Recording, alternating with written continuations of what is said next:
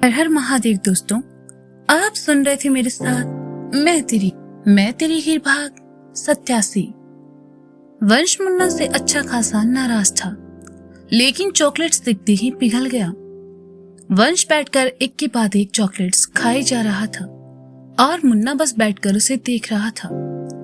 दोपहर होने को आई और मुरारी ने सबको खाना खाने को कहा और खुद अंदर चला आया। मुरारी अंदर आकर सीधा वंश के पास आया और दबी आवाज में कहा, अबे पगला गए हो? जानते हो कौन है? इतने लोगों के बीच उनका कॉलर पकड़ लिए, अक्ल है कि नहीं तुम में?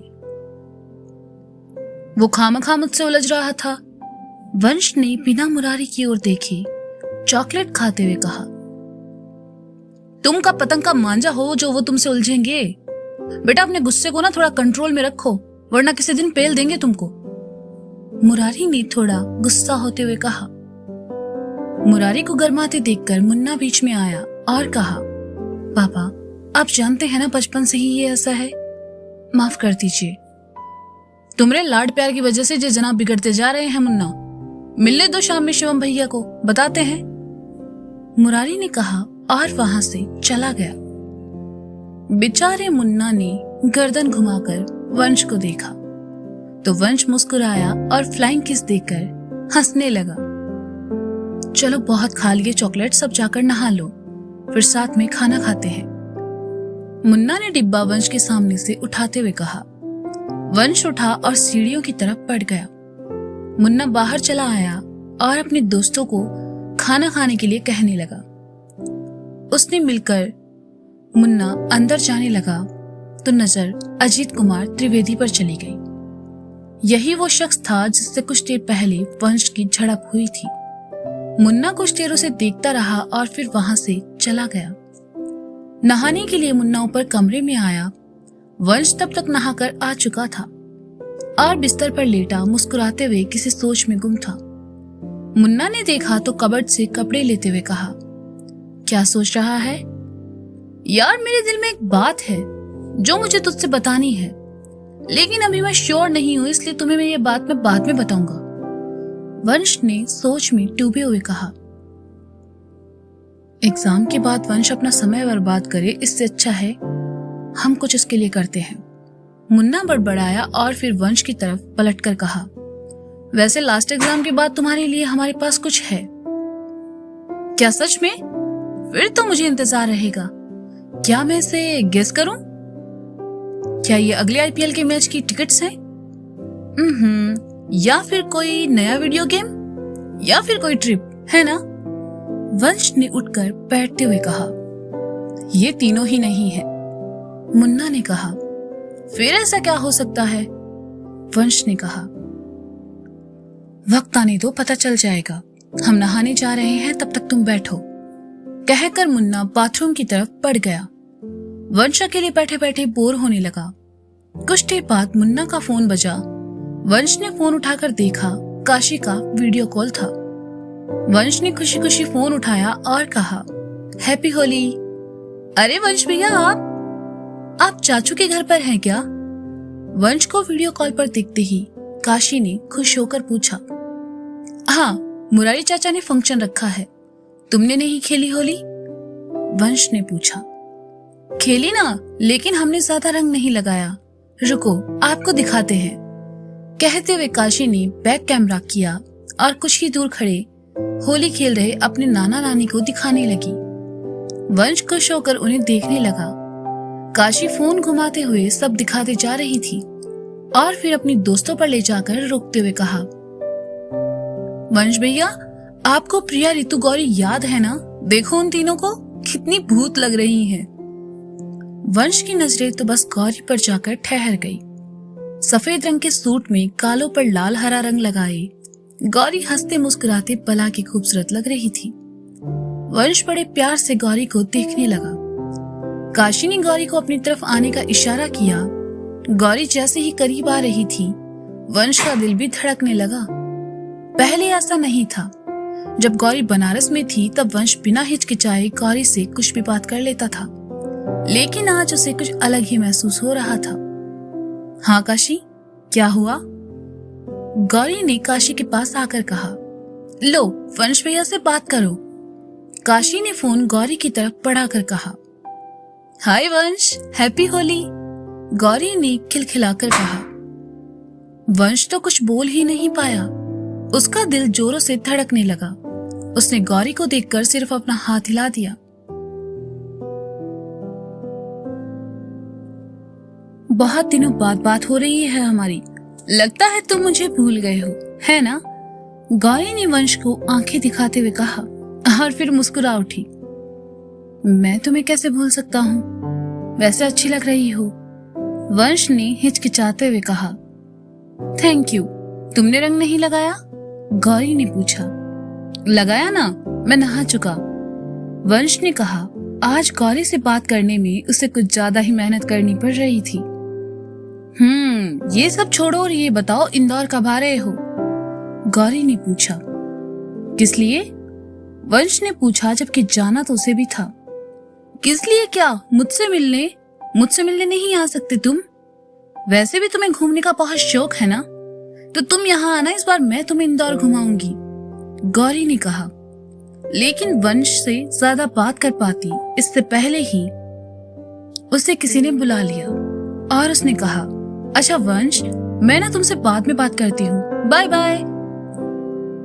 मैं इंदौर जरूर आऊंगा, वो भी सिर्फ तुम्हारे लिए। फोन काटने के बाद वंश ने फोन को अपने होंठों से लगाकर धीरे से कहा। किससे बातें हो रही है? मुन्ना ने बाथरूम से बाहर आते हुए कहा।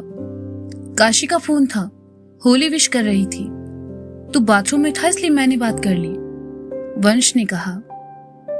एक ही बात है, चलो खाना खाने चलते हैं, मुन्ना ने कहा और वंश को साथ लेकर नीचे चला आया। बाहर लोगों के बीच न जाकर वंश और मुन्ना घर के डाइनिंग पर आ बैठे और कृष्णा ने दोनों के लिए खाना लगा दिया। खाते खाते खाना वंश के गले में अटक गया तो वह खांसने लगा। मुन्ना ने उसकी पीठ थपथपाई और कहा, अरे आराम से, तू ना हमेशा जल्दी में रहता है, ले पानी पी। वंश ने पानी पिया और मुन्ना की तरफ देखने लगा तो मुन्ना ने एक निवाला तोड़कर कहा, चल हम ही खिला देते हैं, ये लो खाओ। तेरे हाथ से खाना खाने का मजा ही कुछ और है, 2-4 निवाले और खिलाना प्लीज, वंश ने बच्चों की तरह कहा। अच्छा, तूने कभी खिलाया है? मुन्ना ने कहा। अरे इतनी सी बात, ले अभी खिला देता हूँ, कहकर वंश ने मुन्ना को खिलाना शुरू किया। दोनों साथ में खाना खाते हुए हंसते मुस्कुराते बहुत अच्छे लग रहे थे। आखिरी एग्जाम वाले दिन वंश कुछ ज्यादा ही खुश था। आज के पेपर के बाद वह इंदौर जो जाने वाला था। उसने जल्दी जल्दी पेपर लिखा और जैसे ही बेल बजी क्लास से भागा। पार्किंग में आकर उसने अपनी बाइक निकाली और तुरंत वहां से निकल भी गया। अरे वंश, मुन्ना ने उसे आवाज दी लेकिन वह इतनी जल्दी में था कि सुन ही नहीं पाया। मुन्ना कॉलेज के गेट पर आया और खुद से ही कहा, ये लड़का इतनी जल्दी में क्यों चला गया? खैर घर जाकर पूछेंगे। मानवेंद्र, हम सब कैंटीन जा रहे हैं, तुम भी चलो, रवि ने आकर मुन्ना से कहा। अरे नहीं, तुम सब जाओ, हमें लाइब्रेरी में थोड़ा काम है, मुन्ना ने कहा। यार मुन्ना, एग्जाम तो खत्म हो चुके, अब क्या काम है तुम्हें? चलो बहाने मत बनाओ, वैसे भी कॉलेज में हम सबका ये आखिरी दिन है, रवि के साथ खड़े लड़के ने कहा तो मुन्ना उन्हें ना नहीं कर पाया और उनके साथ चला गया। वंश सीधा घर आया। आते ही उसने सारिका से पूछा, माँ पापा कहाँ हैं? बाबा के कमरे में है शायद, सारिका ने डाइनिंग पर खाना लगाते हुए कहा। वंश बाबा के कमरे की तरफ चला गया। देखा शिवम बाबा से कुछ बातें कर रहा था। वंश ने उन्हें डिस्टर्ब नहीं किया और बाहर ही खड़े होकर उसका इंतजार करने लगा। कुछ देर बाद शिवम कमरे से बाहर आया और जाने लगा तो वंश ने उनके पीछे आते हुए कहा, पापा मुझे आपसे कुछ बात करनी है। हाँ कहो, शिवम ने चलते हुए कहा। वो मेरे एग्जाम्स कंप्लीट हो गए हैं और इसी साल मेरे पेपर भी काफी अच्छे गए हैं, वंश ने शिवम के पीछे आते हुए कहा। तो आगे की पढ़ाई के बारे में क्या सोचा है तुमने? पढ़ोगे या फिर हमारे साथ सीमेंट फैक्ट्री में काम करोगे? शिवम कहते हुए अपने कमरे में चला आया। पापा मुझे दोनों ही नहीं करने हैं, वंश ने थोड़ी हिम्मत करके कहा। कमरे में आकर शिवम रुक गया और वंश की तरफ पलटा तो वंश ने कहा, मैं आपसे कुछ और बात करने आया हूं। हाँ कहो, शिवम ने कहा। मैं इंदौर जाना चाहता हूं, वंश ने धड़कते दिल के साथ कहा। ऐसे अचानक? शिवम ने पूछा। अचानक नहीं पापा, मैं काफी दिनों से जाने के बारे में सोच रहा था, बस आपसे पूछने की हिम्मत नहीं हो रही थी, वंश ने नजरें नीची करके कहा। शिवम कुछ देर खामोश रहा और फिर कहने लगा, देखो वंश, हमने कभी तुम्हें किसी चीज के लिए मना नहीं किया है। इस घर में तुम्हें वो सब सुख सुविधाएं मिलती है जो तुम्हारी जिंदगी को आसान बना सके। अब चूंकि तुम्हारी कॉलेज की पढ़ाई पूरी हो चुकी है तो हम चाहेंगे कि तुम जिम्मेदार बनो। ये घूमना फिरना, अपना वक्त बर्बाद करना सब सही नहीं है बेटा। तुम्हारी उम्र में हमने काफी कुछ देखा है, इसलिए नहीं चाहते कि तुम्हें भी वो सब देखना पड़े। ये इंदौर जाने का ख्याल अपने दिमाग से निकाल दो और अपने करियर के बारे में सोचो। लेकिन पापा मुझे जाना है, वंश ने कहा। हमने कह दिया ना, तुम नहीं जाओगे, मतलब नहीं जाओगे, शिवम ने थोड़ा सख्त होकर कहा। वंश ने सुना तो उसका दिल टूट गया और चेहरे पर गुस्से और तकलीफ के भाव उभर आए। इस घर में सबसे ज्यादा शक्ति उसी के साथ बरती जाती थी। वंश गुस्से में वहां से चला गया। सारिका ने उसे आवाज दी लेकिन वंश ने नहीं सुना। सारिका ने देखा तो शिवम के पास आई और कहा, शिवम जी, वंश को क्या हुआ? वो इतना गुस्से में क्यों है? आपके लाड साहब थोड़ी मनमानी करना चाहते थे, हमने उसे मना कर दिया इसलिए नाराज है, शिवम ने कहा। सारिका शिवम के पास आई और उसकी आंखों में देखते हुए कहने लगी, शिवम जी, आपको नहीं लगता आप उसके साथ कुछ ज्यादा ही सख्ती बरत रहे हैं? सरू, वो हमारा बेटा है, हम जानते हैं उसके लिए क्या सही है और क्या गलत। आप हम पर भरोसा रखिए, शिवम ने सारिका की आंखों में झांकते हुए कहा। हमें भरोसा है। वंश अपने कमरे में आया। उसने गुस्से में दरवाजा जोर से बंद कर दिया। शिवम हमेशा उसके साथ ऐसा ही करता था। जब भी वह बनारस से बाहर जाने की बात करता, वंश को जब भी गुस्सा आता वह वीडियो गेम्स में निकालता। वंश ने वीडियो गेम ऑन किया और गुस्से में खेलने लगा, लेकिन आज वह बस हारता ही जा रहा था। दिन भर वह गेम खेलता रहा, न उसने खाना खाया न ही किसी से बात की। मुन्ना अपने दोस्तों के साथ बिजी था, इसलिए इस बारे में उसे कुछ नहीं पता था। शाम होने पर वंश उदास सा छत पर चला आया। वह छत पर बनी चौड़ी दीवार पर पैर लटकाकर बैठ गया और डूबते हुए सूरज को देखने लगा। वंश मन ही मन बहुत दुखी था। अपना दुख वह किस तरह व्यक्त करे नहीं समझ पा रहा था। मुन्ना को फोन किया लेकिन मुन्ना ने शायद ध्यान नहीं दिया। काशी से वंश इतनी बातें शेयर नहीं करता था, इसलिए उसे भी फोन नहीं किया। हालांकि दोस्त उसके बहुत थे, लेकिन ऐसा कोई नहीं था जो उसके दिल के करीब हो और वह उनसे अपने दिल की बात कह सके। वंश उदास सा वहीं बैठा रहा। कुछ देर बाद शिवम आया और आकर उसके बगल में बैठ गया। अपने पापा को वहां देखकर वंश उठकर जाने लगा तो शिवम ने कहा, बैठो, तुमसे कुछ बात करनी है। वंश वापस बैठ गया और उदास नजरों से सामने देखने लगा। शिवम कुछ देर उसके चेहरे को देखता रहा और फिर सामने देखते हुए कहने लगा, जब हम तुम्हारी उम्र के थे तब हमने भी बहुत सपने देखे थे अपनी जिंदगी को लेकर। फिर जैसे जैसे बाबा को देखा, परिवार के लिए उनकी जिम्मेदारियां देखी, तुम्हारी राधा बुआ की जिम्मेदारी देखी, तो हमें वो हमारे सपनों से कहीं ज्यादा ऊपर नजर आई। हम तुम्हारी माँ से बहुत प्यार करते थे, आज भी करते हैं। उन्हें ढूंढने में हमने हमारी जिंदगी के 14 साल बिता दिए, लेकिन उन 14 सालों में हमने हमारी उस हर जिम्मेदारी को भुला दिया जो हर एक बेटे का फर्ज होता है। तुम्हें लगता होगा हम तुम्हारे साथ शक्ति से पेश आते हैं, तुम्हें हर बार बनारस से बाहर जाने के लिए मना कर देते हैं, तुम्हें तुम्हारे हिसाब से जिंदगी जीने नहीं देते। इन सब के पीछे की वजह है तुम्हारा गुस्सा। शिवम की बात सुनकर वंश ने हैरानी से शिवम की तरफ देखा तो शिवम आगे कहने लगा, हाँ बेटा, तुम्हारा गुस्सा ही तुम्हारी सबसे बड़ी कमजोरी है। हम तुम्हें बाहर जाने से इसलिए रोकते हैं क्योंकि हम जानते हैं कि तुम्हें बहुत गुस्सा आता है और हमें डर है कि कहीं गुस्से में तुम कुछ गलत ना कर बैठो। बनारस में तुम्हें संभालने के लिए कई लोग हैं, लेकिन बनारस के बाहर कोई नहीं है और हर जगह हम तुम्हारे साथ भी नहीं होंगे। होली वाले दिन तुमने किसी को कॉलर पकड़ ली थी, सुना हमने, और ये भी सुना कि वो हमारी उम्र का था। अगर जरा जरा सी बात पर तुम ऐसे किसी के कॉलर पकड़ने लगोगे तो तुम्हारा क्या सम्मान रह जाएगा। ये संस्कार तो हमने तुम्हें नहीं दिए थे। गुस्सा हमारी अच्छी खासी जिंदगी को बर्बाद कर देता है बेटा।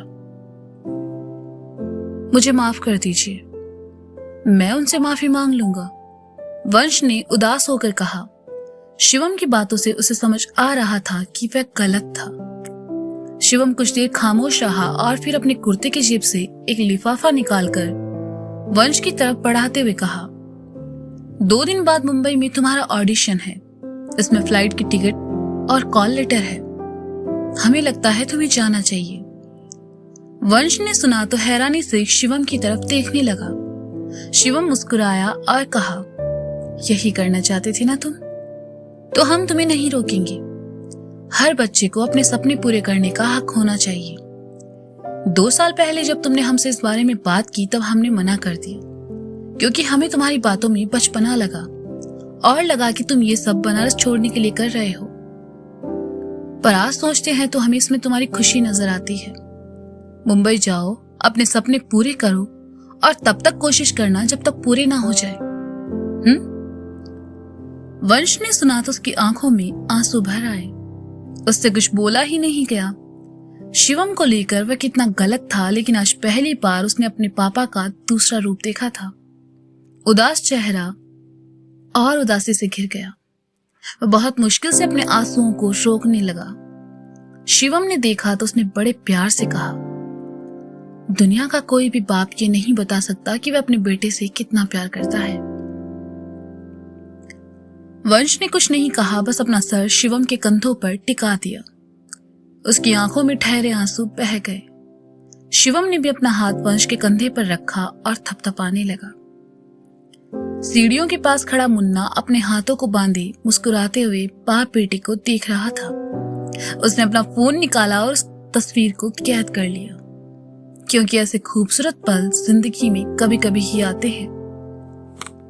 तो दोस्तों, ये था मैं तेरी हीर भाग 87। इसका अगला भाग आप जल्द ही सुनेंगे मेरे साथ। तब तक के लिए क्या मुंबई अपनाएगा वंश को, या रह जाएंगे इसके सपने अधूरे? क्या मुन्ना जाने वाला है इंदौर? क्या बेटे के सपनों ने बदल दिया है शिवम का मन, या इसमें था मुन्ना का हाथ? जानने के लिए सुनते रहिए मैं तेरी हीर।